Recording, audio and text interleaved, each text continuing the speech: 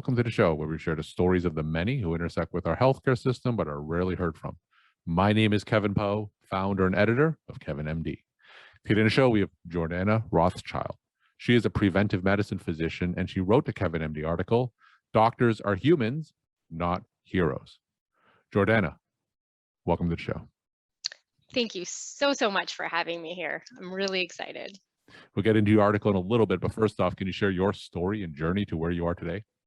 Yeah, I am a preventive medicine physician, and I actually started out in a different field. I started out in med-peds and ended up really being miserable in residency and changing halfway through because I was so burnt out, and I just thought there had to be a better way. So that was kind of where I started my journey. I ended up moving through that into a lot of mind-body medicine, prevention, lifestyle medicine, really because I realized through managing my own health, my own personal issues, as well as the health of my patients and seeing what my colleagues went through, that I just couldn't compartmentalize. Like, for me, health is not just diagnosis, medication, diagnosis, treatment, et cetera. For me, it's really the whole human, the whole picture. And I just needed to be in an environment where I could integrate all of that. So talk about preventive medicine itself as a specialty.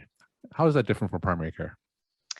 So there are a lot of different hats that preventive medicine physicians wear. A lot of us end up going into public health and working on policy, community initiatives, population health, things like that. And with preventive medicine and lifestyle medicine, the clinical side of things, which is where I am, it's a lot more of a focus on prevention, really. Whereas in primary care, it's much more focused on each individual diagnosis, and you're kind of troubleshooting. You don't have the time to really look at a day in the life of a human being. You're really just kind of in and out troubleshooting. This is wrong, let's fix it, as opposed to kind of taking a step back and making sure that they don't end up coming in for that acute visit in the first place. So give us a sense of what are some of the common patients and scenarios that you see on a daily basis. So what I tend to see are people who have kind of run-of-the-mill common diagnoses: high blood pressure, migraines, high cholesterol, insomnia, anxiety, a lot of the things that you can't really treat quickly and easily. You can kind of get their numbers looking good, but then they go home and maybe they look good on paper, but they still don't feel good. And there's nothing like super wrong with them, but they just want to feel better than they do right now. And so those are the kind of things where we really can take a deep dive into how their life looks. What are they eating? Not just how many calories they're eating, but the quality of the food that's going into their bodies, the type of physical activity they're getting, the quality of sleep, their relationships. You know, the social connectedness is a big deal, especially right now we're seeing with the pandemic, that's impacting health. So we can kind of take a deeper dive into what does it really take to get somebody feeling amazing and not just having the absence of a disease. All right, let's transition now into the Kevin MD article that you wrote. It's titled, "Doctors Are Humans, Not Heroes." Now, for those who didn't get a chance to read your article, can you just walk my audience through it and share the story of why you decided to write it? This is something that had been on my mind for a long time, but the pandemic kind of crystallized it for me. And that was that as doctors, sometimes we can put these really hard standards on ourselves and really make ourselves feel isolated. We're very self-critical, and it's hard for us to reach out for help. It's hard for us to admit weakness, to say we don't know something, and then that can be very isolating. And it's not only that it's hard on us and that it wears us down and makes us feel stressed and alone and isolated, but it's also, I believe, hard on our patients because it's kind of, we've created this system where we see ourselves as superheroes and we want to come in, know the diagnosis right away and save the day, right? And that's what happens on all the medical TV shows. There's this problem, there's this complicated patient who always has a solution at the end. But you and I both know that that's not reality, right? Reality is medicine's not an exact science, and we don't always know the answers. And when we put pressure on ourselves to definitively know the answers, and we create the expectations that where the patients think that we're going to quickly come to a conclusion and know the answer, we're setting ourselves up for failure. And I saw that more than ever during the pandemic, where, especially at the beginning, this was happening so fast and we didn't have the answers. And we were frustrated that we felt helpless and we didn't have the answers. And our patients felt frustrated and afraid, and they lost trust in us because they expected us to have the answers and we just didn't. Science just doesn't move that quickly, unfortunately. And so I wrote about how maybe the solution is to say, maybe we can be honest, maybe we can be human, maybe we can admit to ourselves, to our colleagues, to our patients that I don't know what's wrong with you right now. I don't know the exact cure for you right now, but I know a lot. I know a lot of science, and we're going to do the best we can together. And this is going to be a journey that we go on together. And that's okay, maybe. Now, you talked about the expectations some patients have of their clinicians. Now, what's your experience with patients whenever a clinician simply says, I don't know, I'm not sure what's causing your pain, I'm not sure what the diagnosis is. What's your experience with the patient response to that? You know, it's interesting because it can go either way, and it depends on your relationship with a patient, right? We've been in some places where you think you know what's wrong with them, and so you don't admit that you don't know. You have a hypothesis and you want to act with confidence, so you tell them this is what it is, but then you turn out to be wrong, and then they lose faith in you. Or you go to the other situation where you say, I'm not sure if this is what's wrong with you. I think it might be this. Let's try this. And then they go home and they say, oh, they don't know what they're talking about. Or you bring in another specialist and you say, you know what, I'm not exactly sure.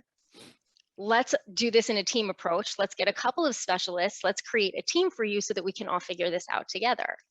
And look, there's no perfect answer, because we're all human, and our patients are human too. So they're all going to react in different ways. But it is my personal experience that honesty always works better.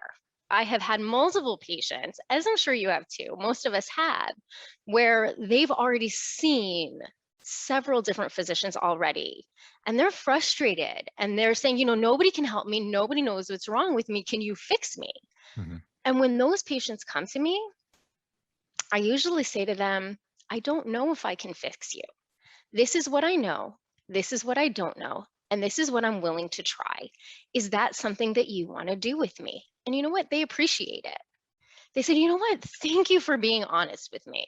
Not everybody has a straight up label. Medicine can be really complicated and messy.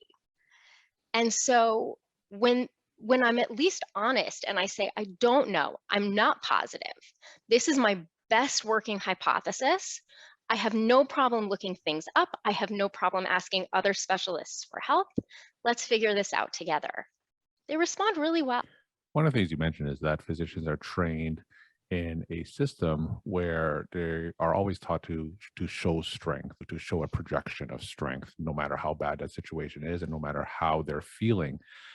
How did you learn to become more vulnerable in the exam room? That's a great question. I'm not really sure when I learned that. I think it was a more recent thing, just because the other way wasn't working for me. It took me a long time it's a huge risk and it's a very scary thing to be that open and vulnerable with a patient, but the other way just wasn't working for me. And it was certainly what was modeled for me. I mean, I think back, when I was a resident, I think back to the attendings that were my role models and how I watched some of them clearly in physical pain. There were some times where they were physically sick and still rounding in the hospital. And that was the lesson I learned, that you only call out sick if you're on death's door, right? And that's a lesson that many of us learned. And so I kind of ended up burning myself out with that mentality. And I realized it wasn't going to work for me. And so I need to be me, I need to be human. And there are some patients that aren't going to like that. And there are lots of doctors out there, and that's okay. They don't have to see me if that's not the kind of doctor they want to be seeing.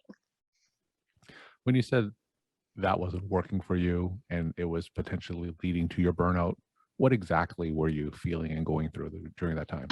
There were so many ups and downs, there were times that I was better, times that I was in more difficulty. But I mean, I think back, there was a time during, even back to my intern year, where I was juggling.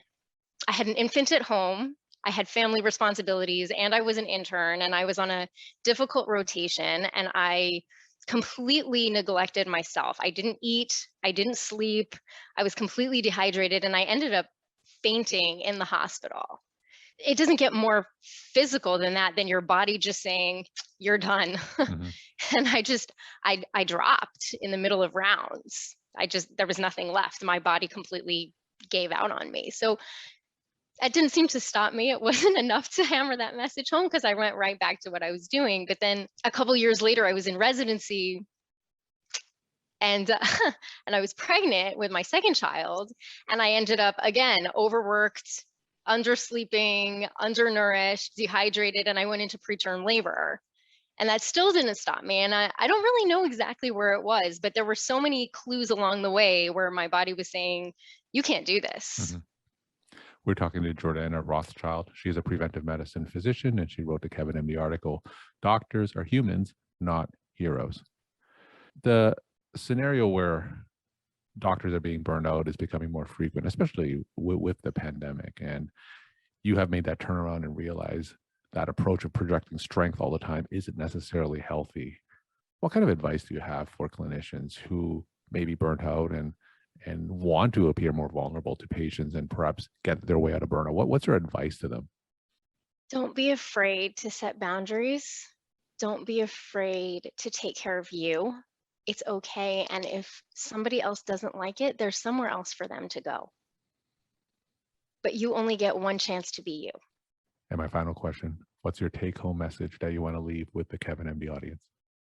I think that there's a lot of love out there. We love each other. As physicians, we are caring, loving, giving people with huge hearts. And if we let each other in, we're all willing to be there for each other. So turn to your neighbor, turn to your colleague, and just be there. If you open yourself up to them, they will receive you with love. Well, thank you so much for sharing your story, time, and insight. And thanks again for being on the show. Thank you.